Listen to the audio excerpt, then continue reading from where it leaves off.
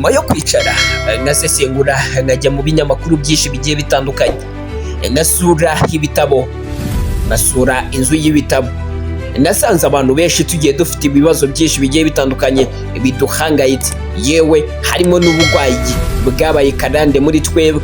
Ugasanga umuntu umunsi umwe ngo ari kuribwa umutwe, ejo aracyaribwa umutwe. Ese ibi biterwa n'iki? Niki twakora kugira ngo twirinde uburwayi bw'umutwe? Ndabasuhuje cyane mbifuriza amahoro n'imigisha. Nk'uko bisanzwe njye ubasuhuza nitwa Dezwa niyo mugabo. Bahaye ikaze muri iki kiganiro tubisobanure kandi tubisobanukiwe.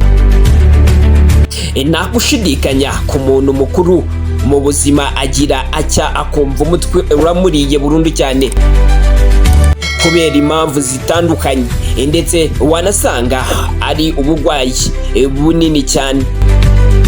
Ibinini by'umutwe ni bimwe mu bigurwa cyane, usanga mu mafarumasi cyangwa se kwa muganga hari ibyo biri kushira buri kanya. Ariko se wigeze wibaza impamvu biba ugasanga ibinini by'umutwe nibyo biri kugurwa cyane? Ndaje kugira ngo gusobanurire ikiba cyabaye ndetse n'icyo twakora kugira ngo twirinde ubu burwayi bwa hato na hato bwo kuribwa umutwe. Ubwonko ntibushobora kugira bwo kwirinda kuribwa, kubera ko ubwonko aricyo gice cy'umubiri cyubatse izina rikomeye mu mutwe w'umuntu. Biroroshye kubutwerera ibibazo byose bibera mu mutwe. Kuribwa umutwe biterwa n'ibice ibindi bikikije ubwonko, aho hakubiyemo imitsi, imikaya hamwe n'utundi turemangingo dutandukanye. Iyo hagize urugingo rwo mu mutwe rugira ikibazo, rubibwira igice gisanzwe gitwara amakuru cyane cyitwa nervous system, nacyo kikabibwira ubwonko nabwo buhita bubikumenyesha ako kanya. Nibwo uhita ushyiraho amakosa. Buriya iyo umutwe uri kukubwira ko hari ikintu kitari kugenda neza mu buzima bwawe, ndetse bukwibutsa ko hari n'icyo ugomba kubikoraho. Abaganga bagabanyije kuribwa umutwe mu byiciro bibiri, harimo primary headache cyangwa se kuribwa umutwe by'ibanze. Ibyo biterwa n'uko imitsi yawe, imikaya cyangwa izindi ngingo zo mu mutwe zigira ikibazo. Uwo mutwe uba waturutse ku bice by'umubiri wawe, aho uterwa n'indwara runaka. Hari na second headache, bisobanura kuribwa umutwe bitewe n'indwara runaka cyangwa ikindi kintu kidaturutse ku ngingo z'umubiri wawe.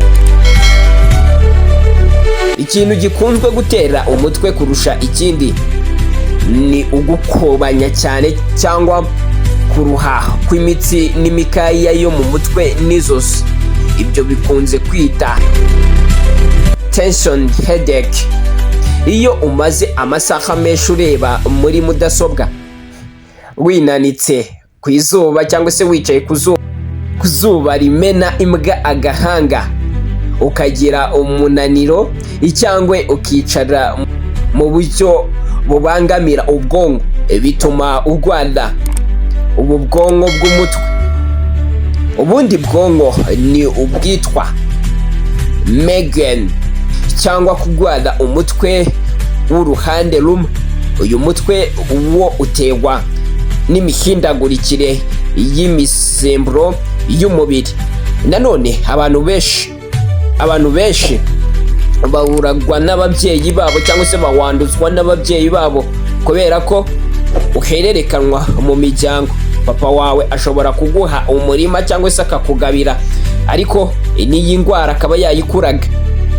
Kurwara umutwe bishobora guterwa n'impamvu navuga ngo zazirondore: kugira inyota, inzara, imihindagurikire y'ikirere,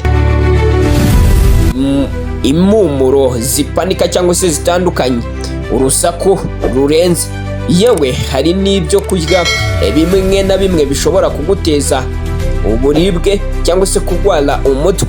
Ariko akenshi abantu barwara umutwe kubera ko bataruhuka bihagije, kandi nanone hari n'igihe duterwa kurwara umutwe n'impamvu zikomeye ntitunabimenye. Hari n'igihe imitsi yo mu bwonko ituruka, hari n'igihe imitsi yo mu bwonko iturika cyangwa ikagwara.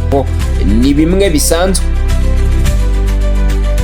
Iyo urwaye umutwe ukamara amasaha arenga 24 kandi ugakomeza kwiyongera, ugatangira kureba ibyeziyezi cyangwa se ukareba n'ibintu bidahari, ukajya ureba umuntu ukamubonamo babiri, ubwo ngubwo mu yandi magambo uba umaze guta ubwenge, uba ugomba kwihutira kujya kwa muganga. Nanone iyo uheruka gukora impanuka ukaribwa umutwe, haba hari ibyago by'uko waba ufite ikibazo utazi kandi kidasanzwe. Nanone kandi umutwe uteje inkeke akenshi uzana n'isereri hamwe n'iseseme. Icyo ugomba gukurikiza ni uko kurwara umutwe ari ikimenyetso cy'uko ufite ikibazo mu mubiri. Amakuru meza ni uko kurwanya amakuru meza ni uko tugomba kwihutira kunywa amazi menshi ahagije kandi tukaruhuka bihagije, tukirinda imihangayiko. Ibi ngibi nibyo bishobora kutuvura umutwe, bishobora kugabanya ibyago byo kurwara umutwe kurusha kugura ibinini mu maforomo ndetse no mu bitaro bigiye bitandukanye. Ndagushimiye wowe tubanye muri iki kiganiro, wifurije amahoro n'imigisha. Nitwa Deswa Nyomugabo.